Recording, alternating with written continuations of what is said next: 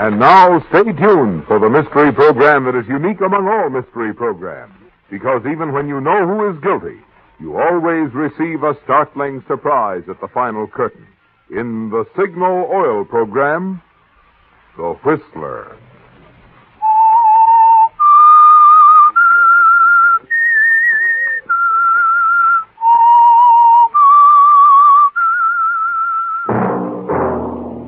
Signal, the famous Go Farther gasoline, invites you to sit back and enjoy another strange story by The Whistler.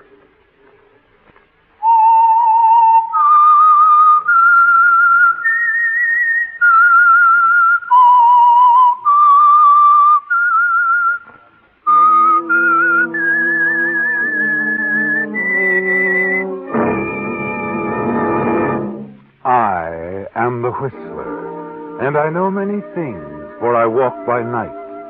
I know many strange tales hidden in the hearts of men and women who have stepped into the shadows. Yes, I know the nameless terrors of which they dare not speak. And now for the Signal Oil Company, The Whistler's strange story. Saturday Night.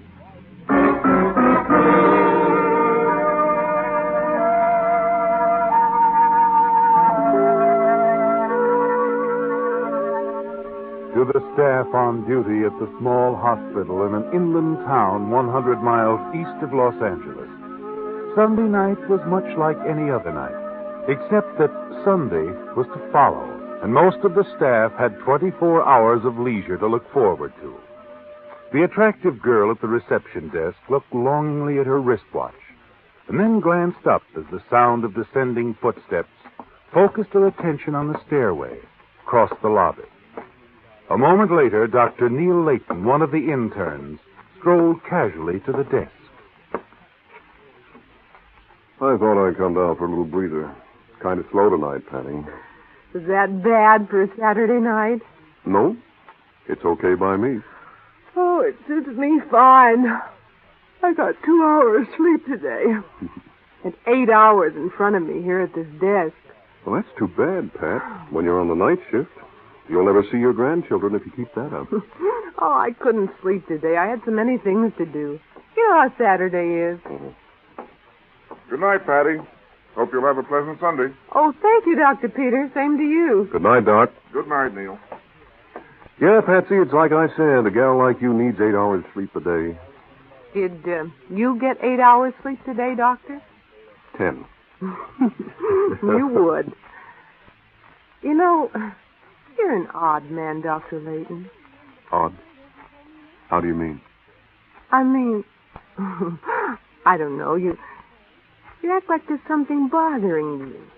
Like there's something on your mind all the time. Maybe there is. Well, everybody has things on their minds, but you could still go out, dance, and have fun, like the other doctors do. The single ones, I mean. I'm too busy. I'm still an intern, you know. Oh, you make being an intern sound like a sentence. Yes. Outside line? Yes, sir. Oh, here, I almost forgot, Dr. Layton.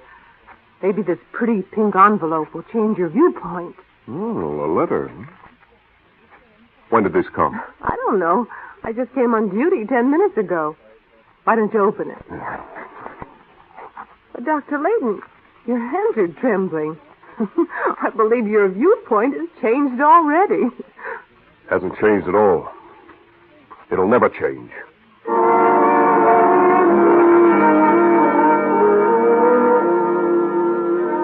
Yes, Neil, your hands are trembling as you recognize the handwriting. Read the return address on the envelope, the address of lovely Cynthia Walker. She's out of your life now, isn't she, Neil? No, she'll never be out of your life, will she? You're just out of hers. You walk across the lobby. Choose a chair near a light. Stare into space for a moment. The memory of that last moment with Cynthia crowding every other thought from your mind. It isn't pleasant to recall, is it, Neil? The unfortunate accident that cost you your reputation, your position, and the love of Cynthia Walker. At the very beginning of your career as an intern in an important metropolitan hospital. You remember Cynthia's angry words that followed. Yes, looking back to that day more than a year ago, it's hard to believe now that a few hours could have made so much difference in your future. And as you try to read Cynthia's letter, the words blur in front of your eyes. You can think only of the man responsible for it all. Charles Arthur Bennett, the man who lied when the truth would have cleared you. Charles Arthur Bennett, the man who called himself your best friend. Every time you think of Charles Arthur Bennett, you literally see red. Don't you, Neil?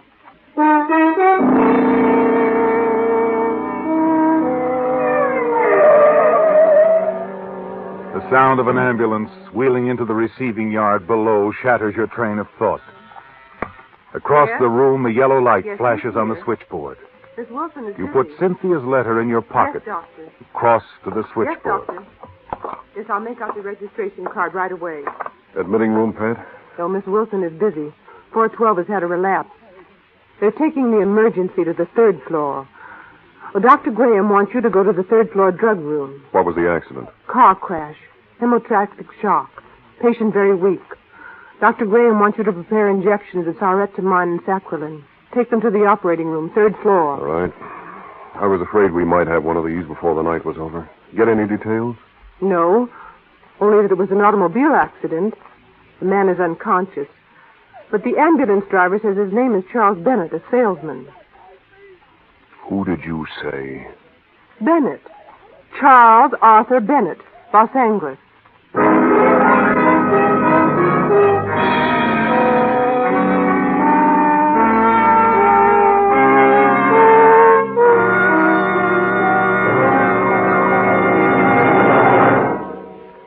Go farther.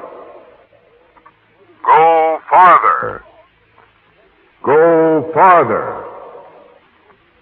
Just mention those two words, go farther, to motorists anywhere around these Pacific Coast states, and what do they think of? Why, Signal, the famous Go Farther gasoline, of course. Now, it goes without saying, in order to be known as the Go Farther gasoline, Signal has to give mighty good mileage. But sometimes a product becomes so celebrated for one feature, people forget it has other advantages, too. I'm referring to the satisfying performance, which naturally goes hand in hand with Signal's good mileage. As you've heard me explain before, Signal gives that good mileage by helping your engine run so efficiently that you save gasoline. And when your engine runs that efficiently, naturally you also enjoy quicker starting, peppier pickup, smoother power. That's why Signal hopes you'll remember. The best yardstick of a gasoline's performance is its mileage. To be sure of both, next time, fill up with Signal, the gasoline that helps you go farther. Go farther. Go farther.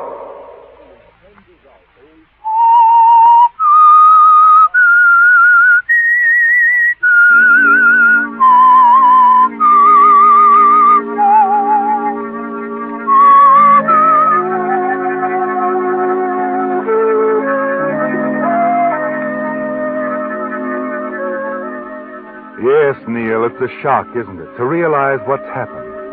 For more than a year, you've hated Charles Bennett. And now the girl at the switchboard tells you he's here in the hospital where you are now interning, the victim of an automobile accident, that you have to prepare the drugs that might save his life. That might save his life. The thought grips you. Hurry up the stairs along the hallway to the laboratory. Your thoughts go back to that night more than a year ago. The circumstances were quite different then, weren't they, Neil? Because, although you didn't realize it, that night you were at the mercy of Charles Bennett. The night that brought you disgrace and cost you the love of Cynthia Walker. The night which began with a birthday party for Charles Bennett at the home of a mutual friend. But as far as you were concerned, there were just the three of you. You, Charlie, your best friend, and Cynthia. Yes, Neil, things were much different then. It's a wonderful party. I wish I didn't have to leave right in the middle of it. I do too, Cynthia. But if you must, you must. I'll drive you home. Oh, no, Neil. I've already phoned for a taxi. This is the first time you've been off duty away from the hospital in quite a while. You stay here and relax. Have fun. Okay, but I might get into trouble. I trust you. You're a big boy now. Or I wouldn't have told you I'd marry you. Have you told Charlie Bennett? Oh, not yet. I'll tell him tomorrow. I don't want to seem conceited, but telling him tonight I'm going to marry you might spoil his birthday party. It would. By the way, where is Charlie? Oh, he's around. Over there in the corner, I think. That island completely surrounded by an ocean of blondes. Well, I wouldn't think of invading that territory just to tell him good night. You'll tell him for me, won't you, Neil? Sure. You really have to go. I'm afraid so. Jane's only in town for the night, and I don't get to see my sister very often. My taxi ought to be here by now. It's your night off. Have fun. You interns don't get out of that hospital often enough. And the champagne is wonderful. Anything you say, darling.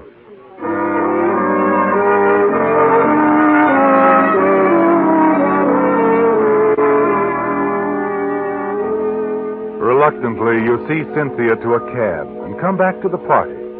You take Cynthia's advice, too. Enjoy a little champagne. Make party talk with other friends. And you do have a good time, don't you, Neil? You relax for the first time in weeks. Oh, I like this piece. Oh, don't be so sober, Neil. Don't doctors ever have any fun? Come on, Neil, old kid. Have a little fun. Come on, Martha. This one's really got to be. Come on. You're getting old, Doc. That gorgeous blonde over there by the window's been eyeing you all evening. Go on over. Ask her to dance. No, you do it, Charlie. I'm not in the mood. Maybe a little later on. Anything you say, kid. It's your night out. If you want to cogitate about Hippocrates, it's okay by me. How about a little more champagne to color your dreams? All right, Charlie. Maybe you're right.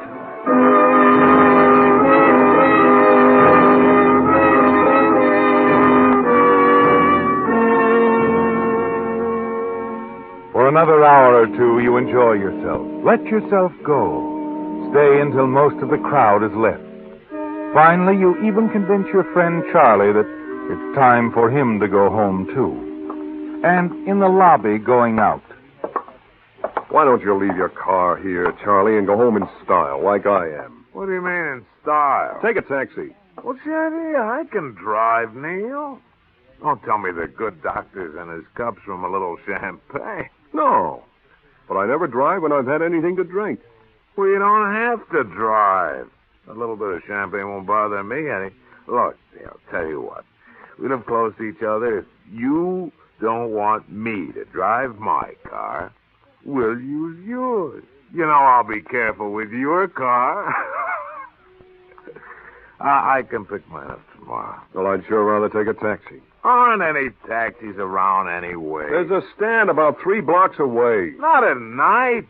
Besides, you'll need your car to get to the hospital in the morning. Oh, come on, Neil. I'm okay. I'll be careful. All right, if you're sure, let's go. But take it easy now.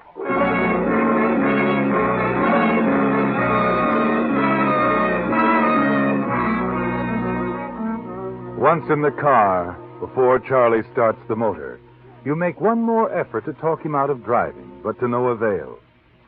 You're getting a little weary of the slight argument, so you let him drive the car. And after the first few blocks, you decide you have nothing to worry about. Charlie seems to be driving satisfactorily. Slightly over the speed limit, it's true, but he seems to have everything under control. Until he suddenly turns a corner sharply. Take it easy, Charlie. That's the last you remember for a little while. When you open your eyes, you feel a dizziness, a dull pain at your temple. And someone's talking. Someone. Come on. Are you hurt? Hurt? Oh, no, officer. Yeah, not much, I guess. Just a bump on the head. That lamppost made quite an impression on your car, though. What's the idea of driving like that? Why, I wasn't driving. Charlie was. Oh, Charlie was driving, huh? Yeah, where is he? I wouldn't know. Say, you're a little on the woozy side, friend.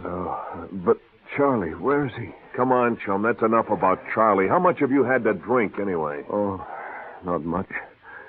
Look here, officer. Charlie was here. He was driving. No one was here, chum. I heard the crash around the corner, came straight here. No Charlie, no nobody, just you. Not even the little man who wasn't here. But he couldn't have gone.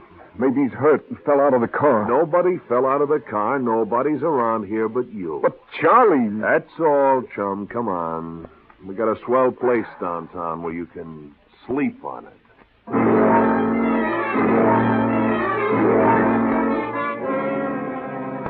It's like a nightmare, isn't it, Neil? You're bewildered, confused by what's happened.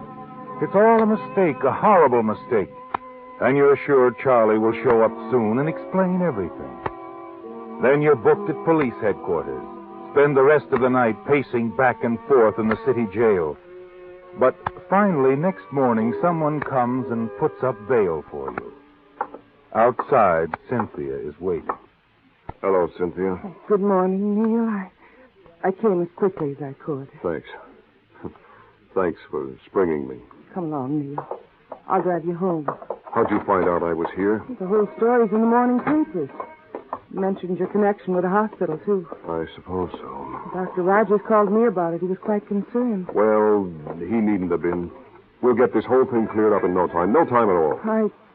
I hope so, Neil. Sure, as soon as I see Charlie Bennett. Charlie? He'll tell him what really happened. He was driving the car. It was all his fault. I was just... What's the matter, Cynthia? Why are you looking at me like that? I've already talked with Charlie. Well, he told you then how it really happened. How could he?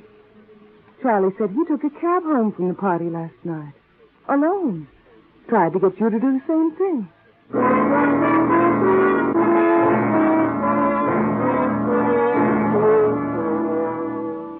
It leaves you stunned, doesn't it, Neil? You're certain there must be some mistake. But once Charlie understands how much it means to you, he'll realize what's happened and tell the truth. It's too late to prevent the unfavorable publicity for the hospital, but at least you could be cleared in Dr. Rogers' eyes and in Cynthia's. You see Cynthia safely home and then take a taxi directly to Charlie's apartment. He isn't there, but the desk clerk recognizes you as a friend and lets you in. You settle down to wait and to think. Nearly 2 hours later, a key sounds in the door. Neil, boy. Why didn't you tell me you were coming? I would have left a key for you. I didn't plan on it. Anyway, the desk clerk let me in. You talked to Cynthia on the phone this morning, didn't you, Charlie? Cynthia? Yeah. Naturally, she was worried about you. Naturally. And what did you tell her? Oh, that's what's worrying you.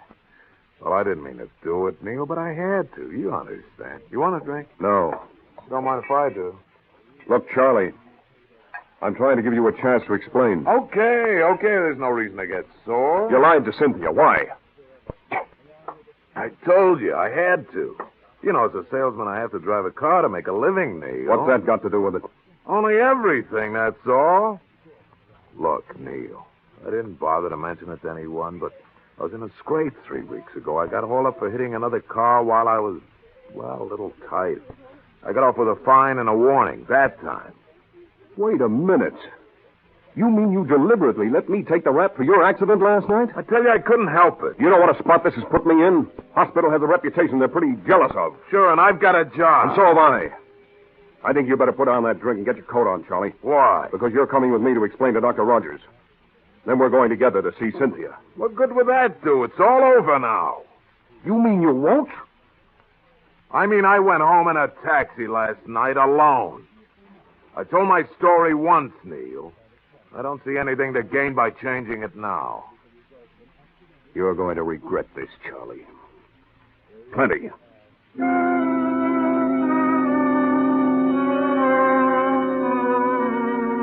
After you leave, it suddenly occurs to you that Charlie has a more important reason for lying. His job is only part of it. He's always been in love with Cynthia, too. And despite your long friendship, apparently believes that anything's fair in love and war. It's as simple as that, isn't it, Neil? And with you out of the way, he's sure he'll have a clear field. And Cynthia, After all this, what about Cynthia, Neil? You have to be sure of Cynthia, don't you? Half an hour later... Neil, I just can't understand. You don't believe me, do you? And you do believe Charlie. Why would he lie about a thing like this? Because he didn't want to lose his job. And because with me out of the way, he thinks he could marry you. Oh, that's fantastic. I've known Charlie for years. He wouldn't do a thing like that, Neil. Besides, he's your best friend. Yeah, he's proved that, hasn't he? Neil, aren't you forgetting that Charlie wasn't found in the wreck? That you were, all alone. Your story is too far-fetched. The police don't believe it. Charlie says it couldn't have been that way. And you, Cynthia? What do you say? Oh, Neil, what can I say? Do you think I want to believe this? And Dr. Rogers and the foundation, what do they say? Naturally, I resigned from the hospital this morning. I couldn't do anything else. I don't blame them for what they think, any of them. But you, Cynthia, I thought... Oh, never mind. I guess there's no use in going over it all again. Neil, you're not going. Why not? I don't seem to be getting anywhere. What's going to happen with your career, Neil? Do you think you'll be able to intern anywhere else? I think so. I'm just as qualified as I ever was. My previous record was good, and I've learned a great deal about human nature. I'm sorry this has been too much for you, Cynthia. I haven't... You wouldn't consider marrying a man you didn't believe, would you? I want to believe you, Neil. More than I ever wanted to believe anything. Well, maybe you will someday. Or maybe you'll learn the truth. When you do, let me know. You'll be able to find me.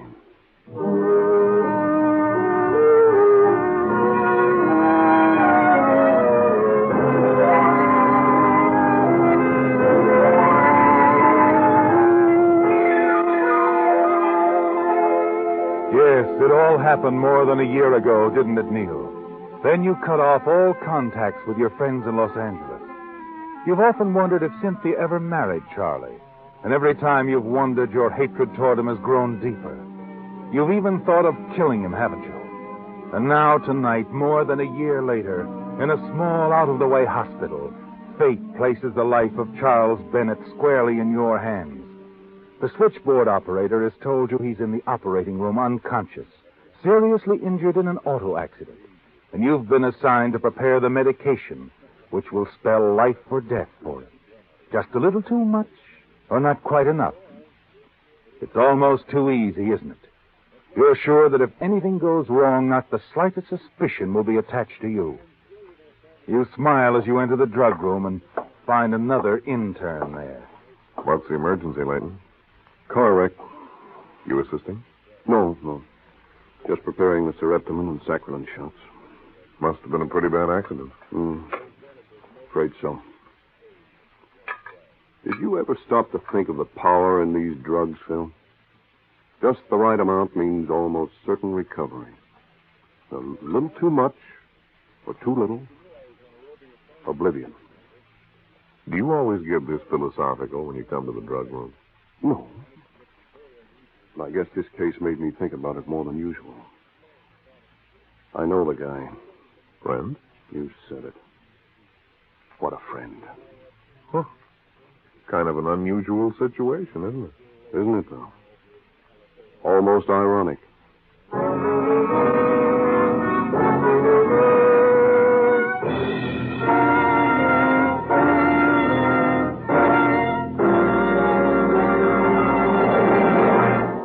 Did you know that in 1925, the average car was scrapped when it was only 6.5 years old and had gone less than 28,000 miles?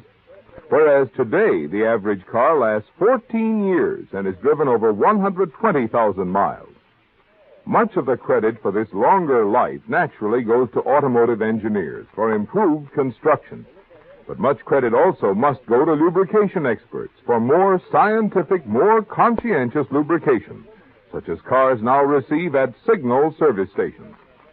I call Signal lubrication scientific because there's never any guesswork involved in locating the many hidden lubrication points on your car or in deciding the proper lubricant to use. Instead, Signal dealers follow Signal's lubrication guide, in which the maker of your car clearly shows every lubrication point and clearly specifies which of Signal's scientifically engineered oils and greases each point should have for longest trouble-free service.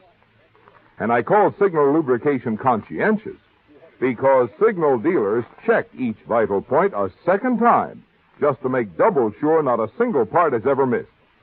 Not only does this make your car run better and last longer, but you feel a lot better, too, knowing every part is protected by lubrication you can really depend on. A Signal double-checked lube job from a Signal service station.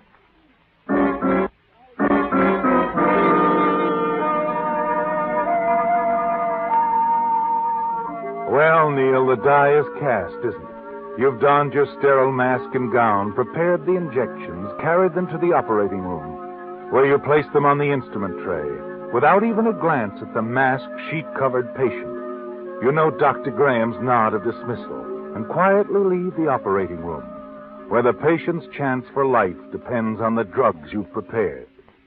You never dreamed you'd have such a perfect opportunity with Charlie Bennett, did you, Neil? After removing your mask and gown, you return to the hallway. Light a cigarette. Stand staring out a window.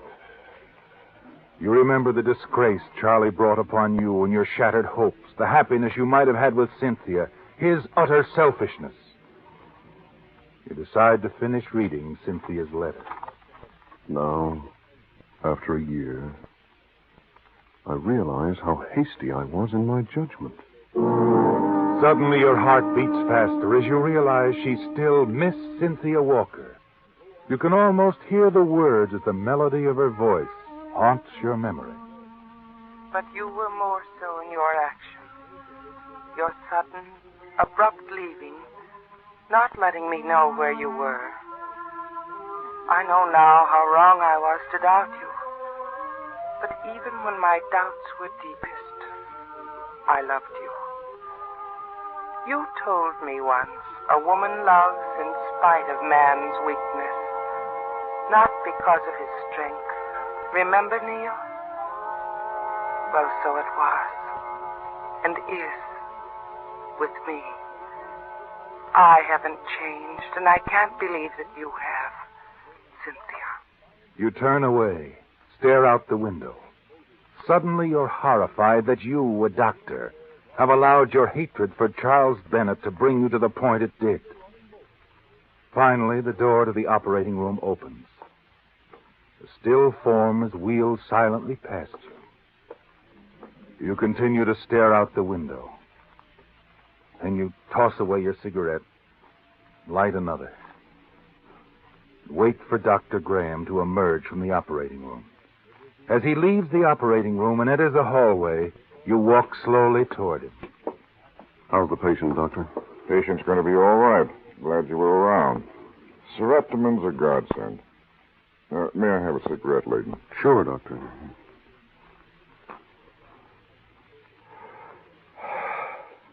I wish these new drugs had been available when I first started practice. Matter of fact, I wish I were young like you, just beginning. Yeah, you'll be a great doctor one day, Neil. Will I? Yep. You're honest, sincere. You could no more evade your duty than commit murder. No, I guess I couldn't. I almost made a terrible mistake a little while ago, though. A mistake that could have been fatal to your patient. But you didn't, did you? No, I didn't. You won't make many mistakes, Neil, of any kind. Medicine is, well, it's in your heart. Yes, I guess it is. I'd like to talk to Charles Bennett a few minutes, Doctor. Well, go ahead. He's lying down on the couch in my office. Bennett wasn't seriously injured, just knocked out temporarily. He was driving the car. But you just operated. Oh, that wasn't Mr. Bennett. I operated on the young lady who was with him. It seems they were on their way to see someone here at the hospital. She'll be okay, too. As fit as ever in a week or so. A young lady? Yes, her name's Walker. Cynthia Walker.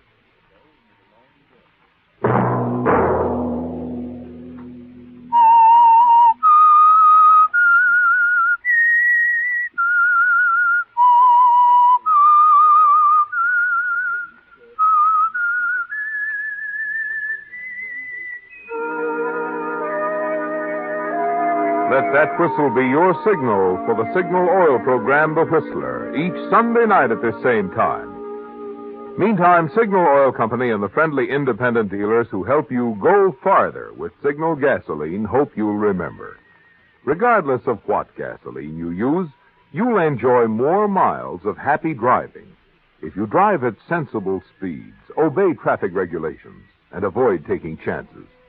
You may even save a life, possibly your own.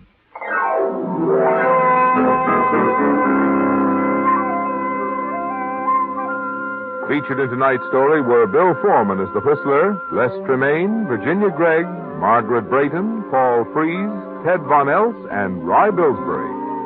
The Whistler was produced and directed by George W. Allen, with story by Ed Bloodworth, music by Wilbur Hatch, and was transmitted overseas by the Armed Forces Radio Service. The Whistler was entirely fictional, and all characters portrayed on The Whistler are also fictional. Any similarity of names or resemblance to persons living or dead is purely coincidental. Remember to tune in at this same time next Sunday, when the Signal Oil Company will bring you another strange story by The Whistler. Marvin Miller speaking for the Signal Oil Company. Stay tuned now for our Miss Brooks, starring Eve Arden, which follows immediately over most of these stations. This is the CBS Radio Network.